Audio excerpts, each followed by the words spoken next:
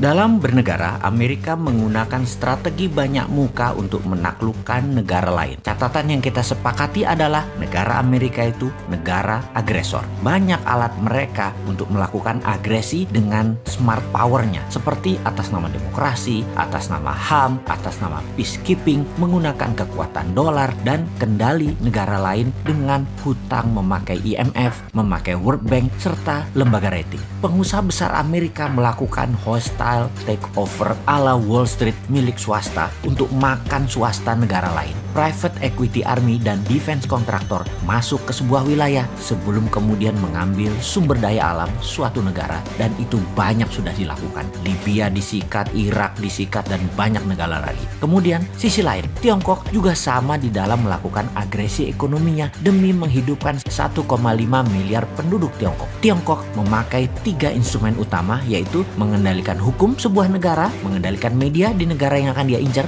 dan pejabat di suatu wilayah atau negara yang ditarget. Kemudian Tiongkok melakukan siraman ekonomi melalui BUMN Tiongkok, uang Tiongkok, SDM Tiongkok, dan teknologi Tiongkok. Indonesia kalau bersama Mardigu Nation New Mind akan juga merubah permainan. Kita tidak akan mau kena instrumen Tiongkok dan tidak akan pakai lagi instrumen Amerika. Jadi ketika mendapatkan mandat siapapun New Mind, maka saran terpentingnya akan diubah pertama-tama adalah posisi Bank Indonesia. Kemudian Kementerian Pertahanan. Kementerian tersebut bukan bertahan dengan menguatkan bedil persenjataan dan mesin perang fisik, namun membangun 5 garda penyerangan. Sungguh, apa yang saat ini manajemennya di Kementerian Pertahanan hanya 1/5 dibandingkan apa yang akan kita bangun dalam Kementerian Perang atau Minister of War atau Department of War ala New Mind. Di negara berdaulat dan negara besar, Kementerian Pertahanan manajemennya dan actionnya sudah berubah sejak 20 tahun yang lalu. Indonesia sudah memiliki banyak panglima, menteri pertahanan,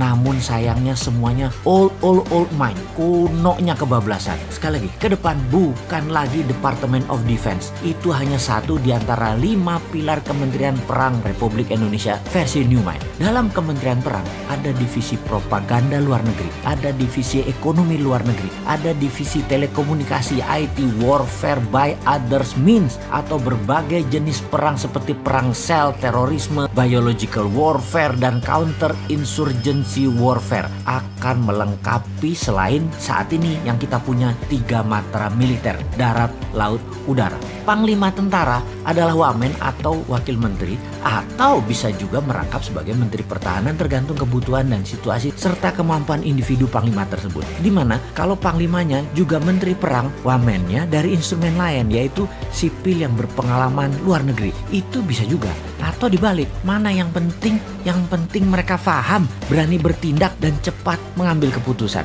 Department of Homeland Security adalah kementerian yang membawahi kepolisian. Kepolisian sekarang tidak direct ke presiden, tapi di bawah kementerian. Kementerian Homeland Security dan National Defense Council di bawah Menko Pertahanan, Keamanan, dan Perang, Menko PKP. Ini nomenklatur kementerian baru. 3 pilar Mardigu Nation itu sederhana. Itu diwakili 1 Menko Ekonomi dan SDM, 2 Menko PKP, Hukum dan Politik, dan 3 Menko Kesra dan HAM. Di dalam membangun kekuatan serang, maka pasukan elit Densus Gultor menjadi 1. Densus di dalam, Gultor serang keluar, dan ofensif ke negara lain. Ini di bawah National Security dan Defense Council. Jadi kalau ada kementerian ditambah, pasti ada kementerian yang dikurangi atau ditutup. Maka Kementerian Tenaga Kerja akan jadi Dirjen Tenaga Kerja di bawah Kementerian Pendidikan. Juga Kementerian Pemuda dan Olahraga masuk ke Kementerian Pendidikan. Kementerian Sosial akan hilang, langsung dikasih ke Pemda, dinas sosial di pemerintahan daerah masing-masing. Kementerian Peranan Wanita ditiadakan,